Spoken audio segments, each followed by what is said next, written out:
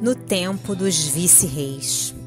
A ação espiritual das falanges de Ismael, reunidas ao esforço dos elevados espíritos que reconstruíam as energias portuguesas, intensifica-se cada vez mais no coração das duas pátrias irmãs.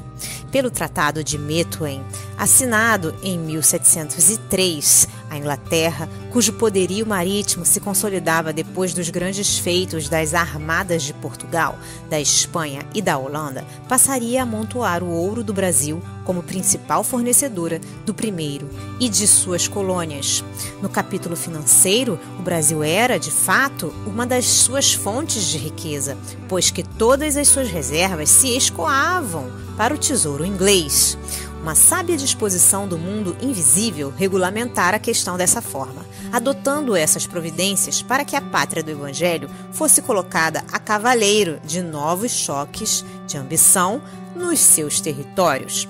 A combinação de Methuen era ruinosa para a indústria portuguesa, mas, nos grandes jogos dos interesses internacionais, semelhantes acordos se faziam necessários. A Inglaterra ficaria com o ouro tangível, enquanto Portugal guardaria o ouro imperecível dos corações, dilatando a sua fé e as suas fronteiras, eternizando o patrimônio das suas tradições e das suas esperanças no tempo e no espaço. Nessa época, o Rio de Janeiro já eclipsava todas as cidades do Brasil. Aí, ao lado das águas claras e puras do Rio da Carioca, onde os tamoios encontravam sagradas virtudes para a beleza de suas mulheres e para a voz dos seus cantores, já se erguia o casario imenso, a descer do cume dos morros para o lençol arenoso das praias. Aí, sob o céu azul que cobre a paisagem tranquila, os governadores podem fazer, com serenidade imperturbável, seus longos expedientes para a metrópole, e os padres podem rezar beatificamente nos seus breviários, entre as paredes coloniais do convento de Santo Antônio. A sociedade tratava de aprender as regras de bem viver, de civilidade, nos livros encomendados especialmente do reino. Ao entardecer, não se cuidava de outra coisa que não fosse a iluminação dos oratórios das esquinas, únicos pontos onde, às vezes, se concentravam alguns transeuntes retardatários que afrontavam sem receio os capoeiras ocultos no silêncio das ruas ermas.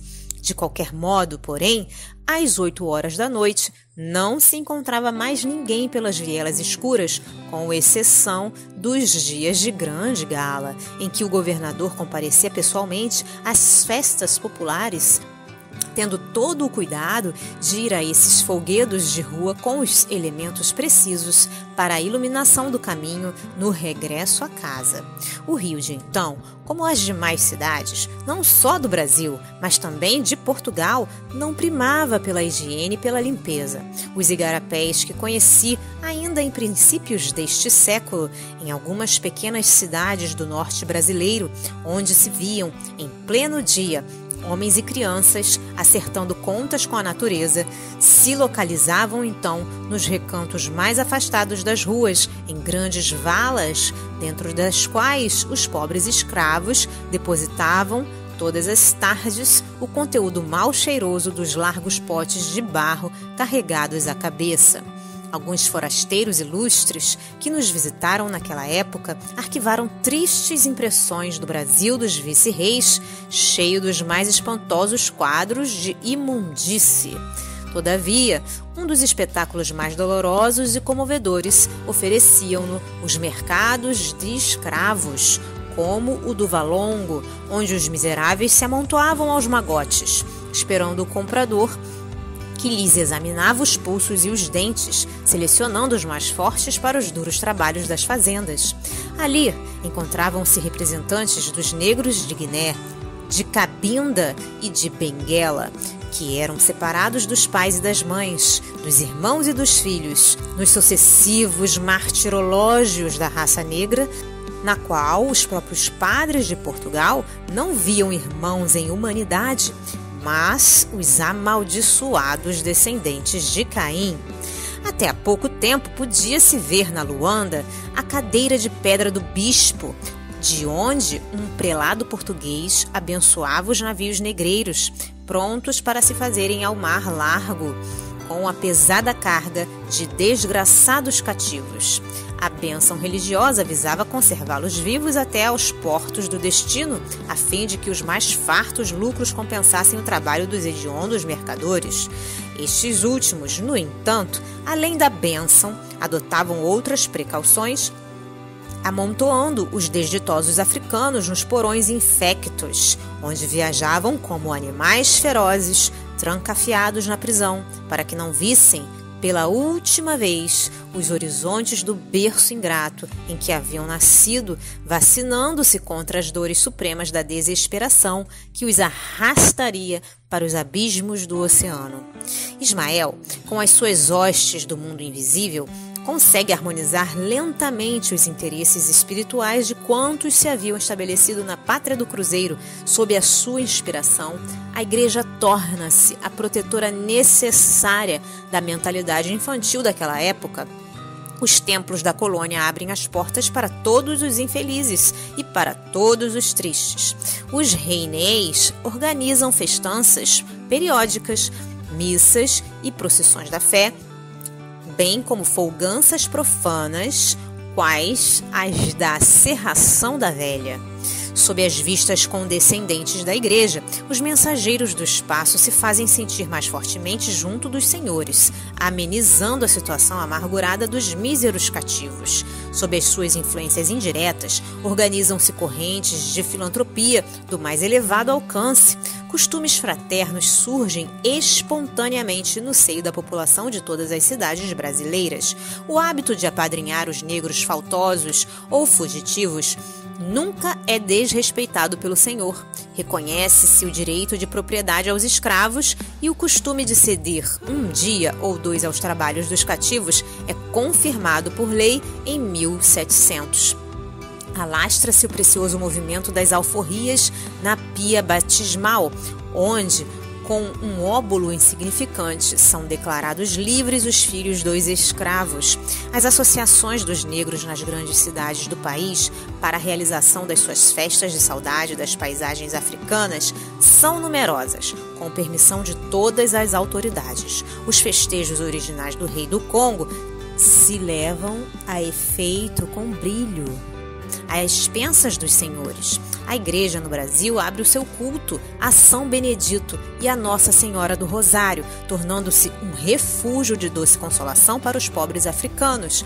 As ordens religiosas possuíam os seus pretos, que eram bem tratados e jamais poderiam ser vendidos. Nas fazendas, agrupavam-se eles em famílias que, as mais das vezes, eram plenamente alforriadas em testamento dos proprietários.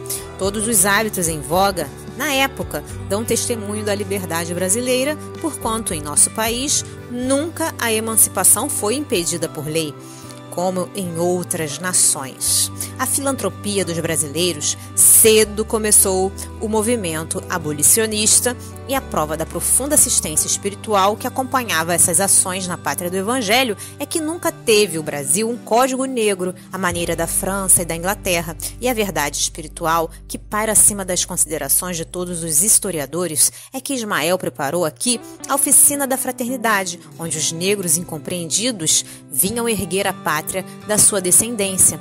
Se sofreram nas mãos de alguns escravocratas impiedosos, seus prantos e sacrifícios iam florescer ao tênue rocio das bênçãos do céu na terra do Evangelho, clarificando-lhes, mais tarde, os caminhos, quando seus corações resignados e sofredores se dilatassem na alma fraterna dos filhos e dos netos.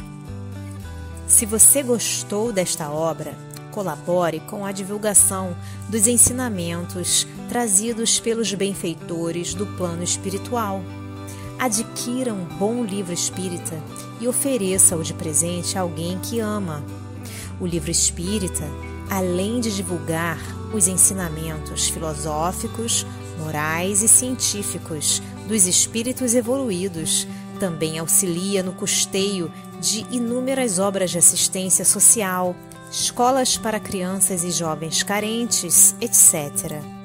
As obras espíritas nunca sustentam financeiramente os seus escritores. Estes são abnegados trabalhadores na seara de Jesus, em busca constante da paz no reino de Deus. Adaptação do texto do Espírito Irmão W. Porque nós somos cooperadores de Deus. Paulo, Primeira Epístola aos Coríntios, capítulo 3, versículo 9.